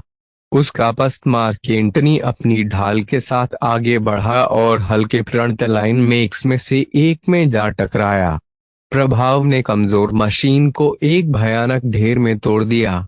विद्रोही नेता ने तुरंत उद्घाटन का फायदा उठाया और मर्ज से आगे निकल गया। मालिक, गद्दार, जनरल वासिल आपको इससे दूर नहीं जाने देंगे। विंसेंट को अपने अधीनस्थों को पीछे छोड़ने में कोई अफसोस नहीं हुआ। उसे केवल अपनी खाल बचाने की परवाह थी। इसके अलावा आमतौर पर संभावना है कि उसे कोई गलती नहीं होगी, क्योंकि कारूथर्स ने आसानी से बिजली संयंत्र के लिए मार्ग को ध्वस्त कर दिया। उस बाधा को शीघ्रता से पार करने का एकमात्र तरीका एक डिगर मॉड्यूल का उपयोग करना था, जो किसी भी व्यापारी के पास नहीं था। विंसेंट, यहाँ वापस आओ, कारूथर्स चिल्लाया जब वह और कुछ व्यापारी उसके पीछे चल रहे थे। वे शीघ्रता से संघर्ष क्षेत्र के निकट पहुंच गए, जहां तीसरे इन्फर्नल हेलहाउंड्स ने हठपूर्वक जहाज खाड़ी के मार्गों को अवरुद्ध कर दिया। युद्ध की अराजकता ने विंसेंट के भागते हुए मेच को तुरंत घेर लिया, जिससे पीछा करने वाले मेच अपने शिकार का पता लगाने से चूक गए। विंसेंट, अपने सर्वोत्तम प्रयासों के बावजूद व्यापारी अपना इनाम छीनने में विफल रहे। विद्रोही और समुद्री डाकू, जिन्होंने हेलहाउंड्स के माध्यम से घुसपैठ करने की बेताब कोशिश की, तेजी से और अधिक युद्धों को सामने लाए। कारूथर्स और बाकी व्यापारियों को अपनी खो छोड़ने और हेलहाउंड्स को नवीनतम लहर का सामना करने में मदद करने के लिए मजबूर होना पड़ा। कैप्टन कारूथर्स ने अपने दांत पीस लिए, क्योंकि उसकी मशीन अपनी जगह पर आ गई। मैं तुम्हें इसके लिए पकड़ लूंगा, विंसेंट। आपने मेरा अंतिम दर्शन नहीं किया है। बेंथीम लिबरेशन मूवमेंट के एक महत्वपूर्ण हिस्से ने अपने जीवन के लिए संघर्ष किया। उसने इत्मीनान से एक काफी महंगे यात्री जहाज पर अपना दोपहर का भोजन खाया। हालांकि ब्राइट रिपब्लिक के मानकों में प्रभावशाली एस्टोरिया का विजन फ्राइडे कोएलिशन के फ्लोटिंग रिसोर्ट्स के बराबर नहीं था। वैनगार्ड के टॉर्च के विपरीत, विजन ने पुरानी पीढ़ी के A30L ड्राइव का उपयोग किया, जो जहाज को स्टार सिस्टम के किनारे से आगे कूदने के लिए मजबूर करता था। जब भी यात्री लाइनर रुकता था, उसे आंतरिक प्रणाली तक पहुंचने और स्टेशन पर गोदी करने के लिए बड़ी मात्रा में समय खर्च करना पड़ता था। वेस ने धैर्यपूर्वक स्टॉप को सहन किया, क्योंकि यह पहले से ही बेंथीम से रिट्सबर्ग तक का सबसे सीधा मार्ग था। दो मुख्य तारा प्रणालियां गणतंत्र की सीमाओं के विपरीत छोर पर स्थित थीं। इसने एक लंबी और कुछ हद तक उबाऊ उड़ान भरी, यहाँ तक कि लक्की ने जहाज की खोज करना भी बंद कर दिया। आलसी मणि बिल्ली बस वेस की तलाश करती थी और जब भी संभव हो उसकी गोद में सोती थी। हम लगभग हैं वहाँ, भाग्यशाली। हमारा जहाज लगभग A30L से बाहर है। अपना दोपहर का भोजन खत्म करने के बाद वेस अपनी बिल्ली को ऊपरी डेक पर ले आया और वेधशाला में प्रवेश कर गया। कई अन्य यात्री सीट लेने या किसी विक्रेता से नाश्ता लेने के लिए पहले ही आ चुके थे। एक जहाजव्यापी अलर्ट ने यात्रियों को विजन के सामान्य स्थान पर वापस आने के बारे में सूचित किया। वेस ने जल्दी से घटती सीटों में से एक सीट ले ली और जहाज की पारदर्शी खिड़कियों के पार घूमते भूरे भ्रम को ऊपर की ओर देखा। कुछ मिनट बाद सितारों के एक काले विस्तार ने सम्मोहक दृश्य की जगह ले ली, क्योंकि एस्टोरिया का दृश्य अंततः रिट्सबर्ग सिस्टम तक पहुंच गया। जगह की खालीपन से परे एक विशाल स्टारपोर्ट पर बड़ी संख्या में जहाज और रक्षात्मक प्रतिष्ठान मंडरा रहे थे। 3 सम्मान किलों के साथ प्राचीन संरचना का निर्माण इस दूरस्थ प्रणाली को बसाने वाले मूल शांतिवादियों के वंशजों द्वारा किया गया था। उन्होंने अपने पुराने रूबर्थन कैपिटल जहाजों से कई अनूठी प्रणालियों को बचाया और उन्हें किलों की केंद्रीय संरचनाओं में निर्बाध रूप से शामिल किया। उनमें से ग्रेविटिक एंकर ने स्टारपोर्ट को प्रासंगिक बनाए रखने में एक आवश्यक भूमिका निभाई। उन्होंने आसपास की गुरुत्वाकर्षण स्थलाकृति को विकृत कर दिया और रिट्सबर्ग प्रणाली की ओर जाने वाले हर आने वाले जहाज को खींच लिया। गणतंत्र की राजधानी पर आक्रमण करने की इच्छा रखने वाली किसी भी शत्रुतापूर्ण ताकत को शेष प्रणाली को खोलने से पहले एक स्टारपोर्ट पर काबू पाना होगा। गणतंत्र ने ढिलाई नहीं बरती और लगातार किलों को मजबूत किया जब तक कि वे उस बिंदु पर नहीं पहुंच गए जहां वे किसी भी पारंपरिक ताकत के लिए लगभग अभेद्य थे। शायद वे इन किलों में से एक पर कब्जा करने में सक्षम हो सकते हैं यदि वे मैच के कुछ हिस्सों का बलिदान देने को तैयार हों। इतनी कीमत सहन करने के लिए बहुत ज्यादा थी। यदि किसी वेश्यन राजा ने जबरदस्ती आक्रमण करने की कोशिश की तो इस तरह के पागलपन से पहले ही उन्हें अपनी ही प्रजा द्वारा अपदस्थ कर दिया जाएगा। मैं अंततः वापस आ गया हूँ। जब वेस ने विशाल तारा किले की ओर अपनी नजरें घुमाई तो उन्होंने आग भरी और टिमटिमाती रोशनी में से एक को देखने की कोशिश की जो राजधानी ग्रह का प्रतिनिधित्व करती थी। मुझे आश्चर्य है कि क्या कोई मुझे अब भी याद करता है। उन्होंने रिट्सबर्ग यूनिवर्सिटी ऑफ टेक्नोलॉजी से ऐसे ग्रेड के साथ स्नातक की उपाधि प्राप्त की जो औसत से थोड़ा ही ऊपर थे। सबसे अधिक संभावना है किसी को भी उम्मीद नहीं थी कि वे इसको कुछ भी मिलेगा।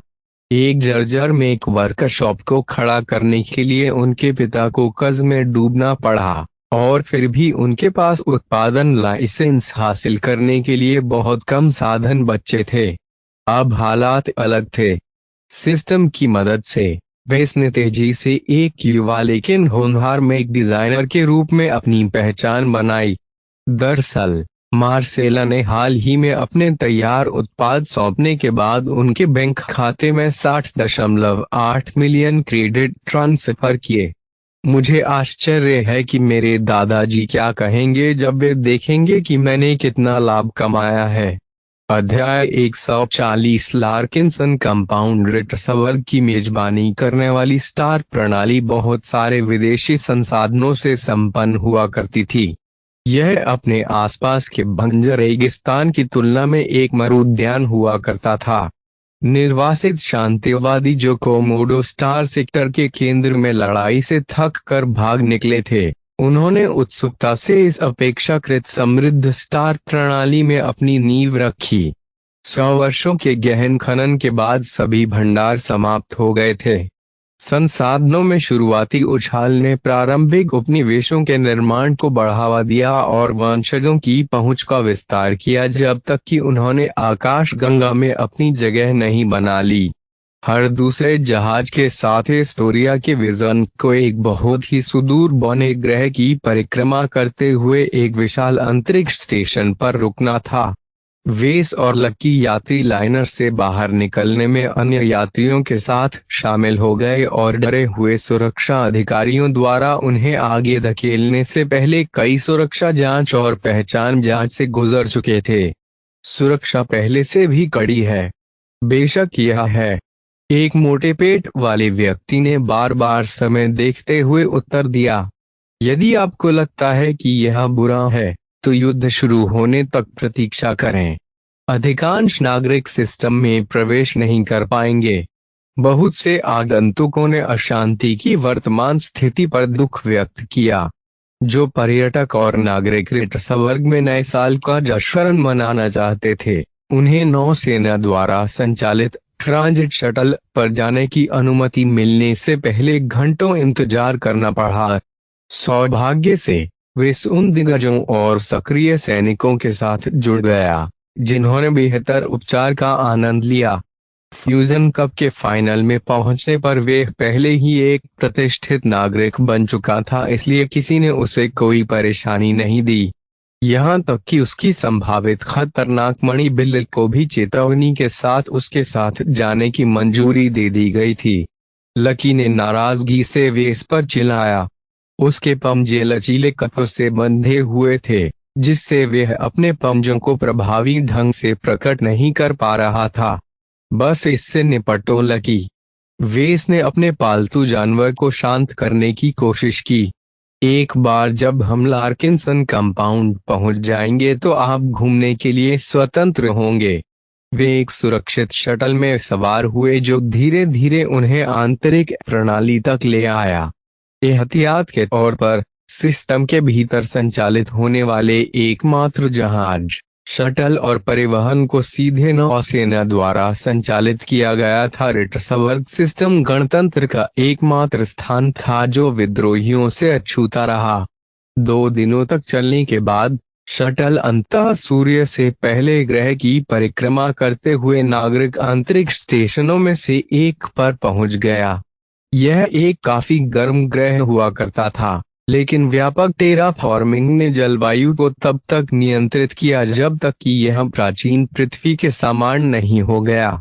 अंतरिक्ष स्टेशन स्वयं भी शानदार लग रहा था।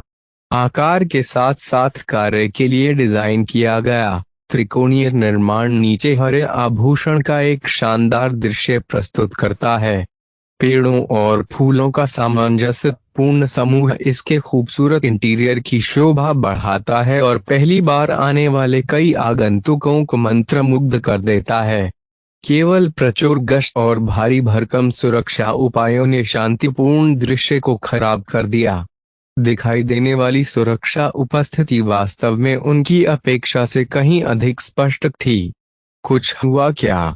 उन्होंने यादृच्छिक आगंतुकों की भीड़ से पूछा। तुमने सुना नहीं?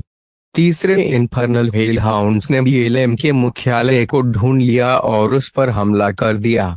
वेस तुरंत रुका और उस महिला की ओर मुड़ा जिसने उत्तर दिया, बेंथीम मुक्ति आंदोलन। सचमुच? यह कैसे हुआ? अभी तक निश्चित रूप से नहीं पता, लेकिन हमने विद्रोहियों को बुरी नाक दे दी है। रिपब्लिक इस खबर पर कड़ी निगरानी रख रहा है। वेस ने अपने कॉम पर गैलेक्टिक नेट को ब्राउज करने के बाद भी उसे कुछ भी उपयोगी नहीं मिला। मैककोर ने एक संक्षिप्त बयान जारी किया कि वे हमले को सफल मानते हैं, लेकिन चेतावनी दी कि BLM के पास अभी भी बहुत सारी संपत्ति है और वे आने वाले दिनों में जवाबी कार्यवाही कर सकते हैं। यह खबर अशुभ थी और इसने हवा में व्याप्त तनाव को स्पष्ट कर दिया। उम्मीद है कि उन्होंने विंसेंट को बाहर कर दिया। मुझे कभी भी उसके लिए कोई मशीन कस्टमाइज नहीं करनी चाहिए थी, भले ही उसने इतनी बड़ी रकम चुकाई हो। वह अभी भी विंसेंट के पागलपन का नतीजा भुगत रहा था। सच कहूं तो वेस जैसे हथियार निर्माता को उसके ग्राहकों द्वारा किए गए अपराधों के लिए जिम्मेदार नहीं ठहराया जाना चाहिए। यदि ऐसा होता तो लगभग हर प्रमुख यांत्रिकी और हथियार निर्माता फिर भी उसे इसके बारे में बुरा लगा। लंबे समय तक उन्होंने केवल 2 मेक बेचे। एक सभ्य इनामी शिकारी ने अपना पहला मॉडल खरीदा, जबकि दूसरा एक बड़े पैमाने पर हत्या करने वाले आतंकवादी के पास गया। वेस आज भी उस क्रॉस को संभाले हुए हैं। सौभाग्य से उसने पहले ही खुद को अधिकारियों के हवाले कर दिया। शक्तिशाली गठबंधन के मास्टर ओल्सन द्वारा उनके नाम की पुष्टि करने के बाद किसी भी सरकारी एजेंसी ने उन्हें हिरासत में लेने की हिम्मत नहीं की। थोड़े इंतजार के बाद एक अलग शटल उसे और उसकी बिल्ली को रिट्सबर्ग के प्रसिद्ध स्पेस पोर्ट पर ले आई। इसकी संरचना उड़ान भरने वाली क्रेन जैसी थी। शटल अपने यात्रियों को उतारने से पहले अपने कई पंखों में से एक पर उतरा। एक बार जब सभी लोग बाहर निकल गए तो शटल चल पड़ी और जो लोग प्रस्थान करना चाहते थे उन्हें लेने के लिए एक अलग गंतव्य की ओर चला गया। इस बीच जिस पंख पर सभी लोग खड़े थे वह अचानक मुख्य निर्माण के आधार से अलग हो गया। वाह, क्या चल रहा है?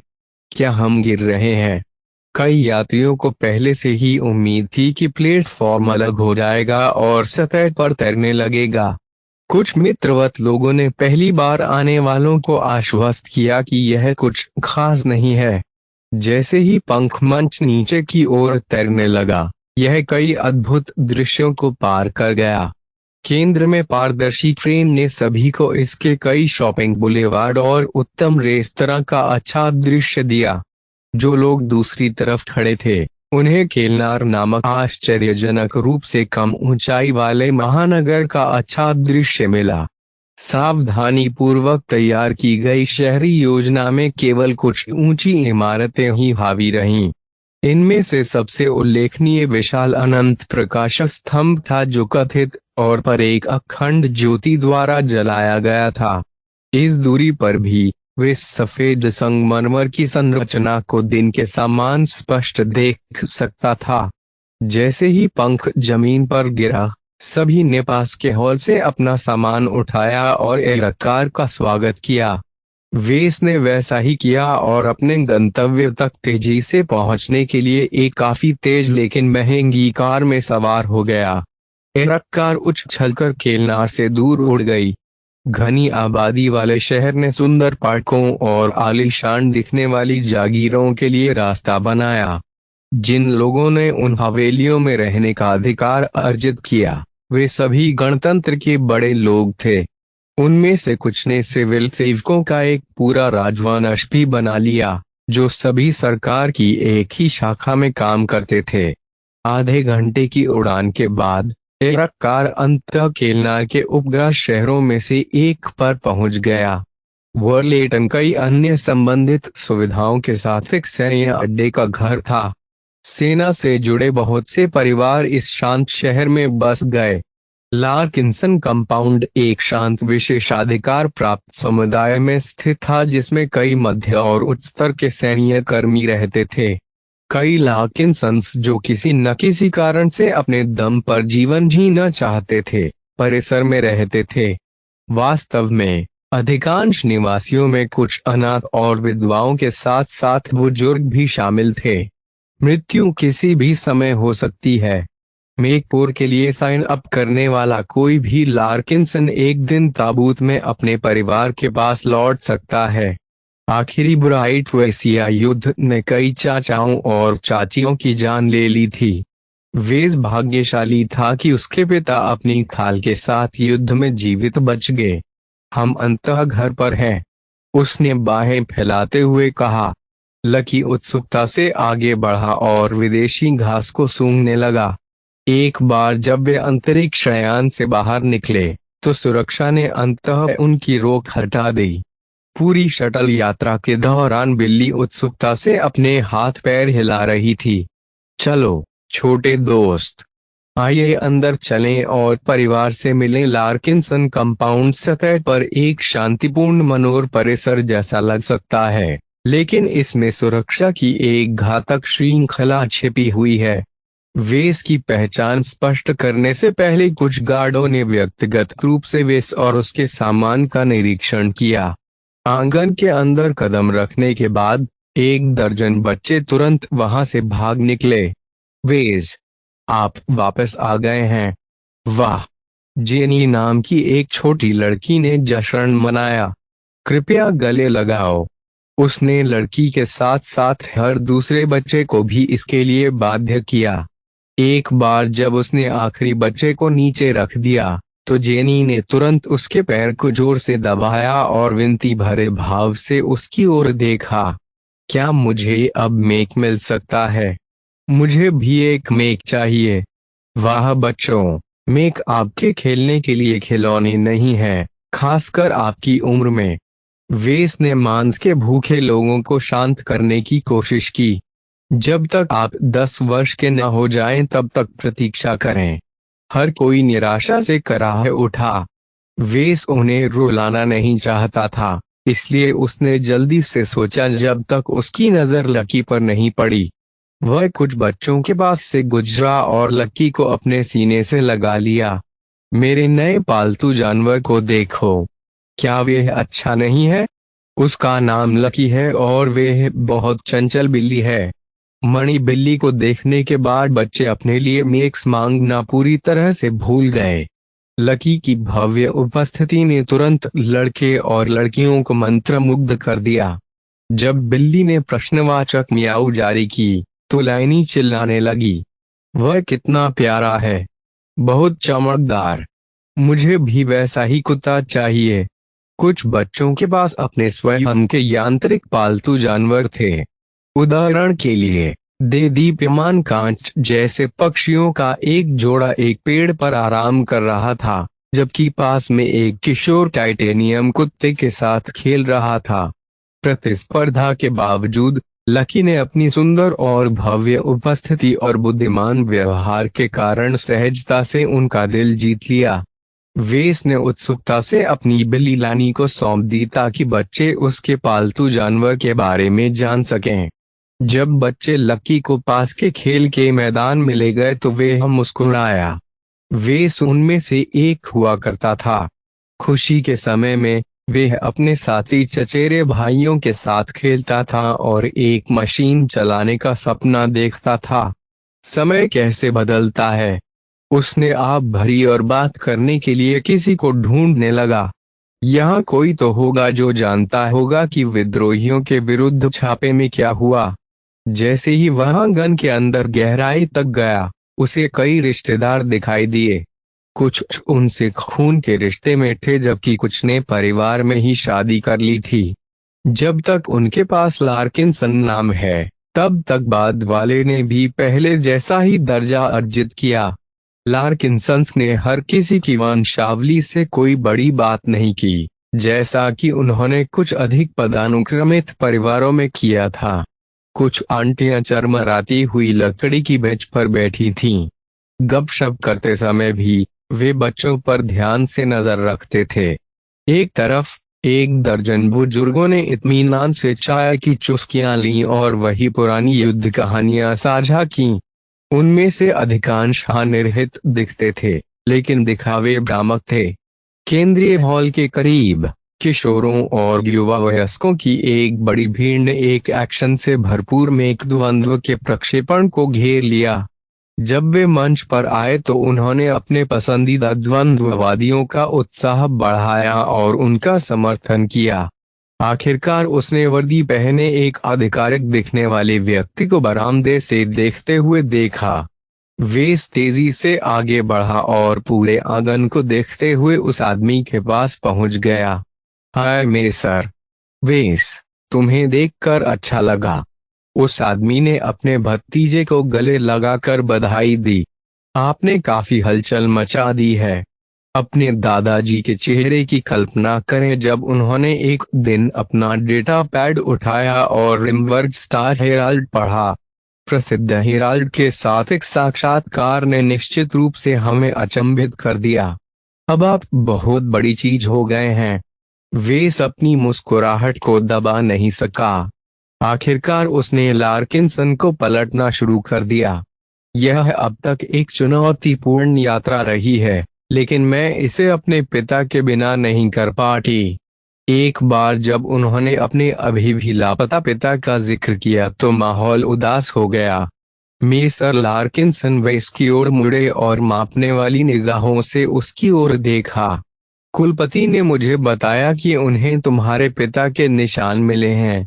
रिंकवोल इन दिनों बहुत खतरनाक संगत में है। हम किसी भी चीज के बारे में निश्चित नहीं है, लेकिन ऐसे कई संकेत हैं जो बताते हैं कि वह अभी भी जीवित है और ठीक है।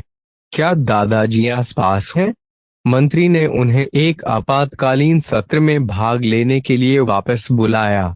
मुझे यकीन है कि यह BLM पर हाल ही में हुए हमले के बारे में है। दुष्ट बदमाश, वे सभी। मुझे खुशी है कि आखिरकार हमने एक बार के लिए उनके चेहरे पर मुस्कान ला दी। परिवार के मुखिया उनके दादा बेंजामिन थे। पूरे परिवार की जिम्मेदारी संभालने के अलावा उन्होंने रक्षा मंत्रालय में सलाहकार के रूप में भी काम किया। उनकी वर्तमान स्थिति ने लार्किंसन को बहुत प्रतिष्ठा दिलाई, हालांकि काम का बोझ कभी कभी उन पर भारी भी पड़ता था। चिंता मत करो वेस, उत्सव के लिए कुलपति समय पर वापस आएंगे। तब तक आप उससे पूछ सकते हैं तुम्हारे पिता के ठिकाने के बारे में। वेस को वास्तव में उम्मीद थी कि वह एक बार कुछ अच्छी खबर सुन सकेगा। उसे अपने पिता की बहुत याद आती थी।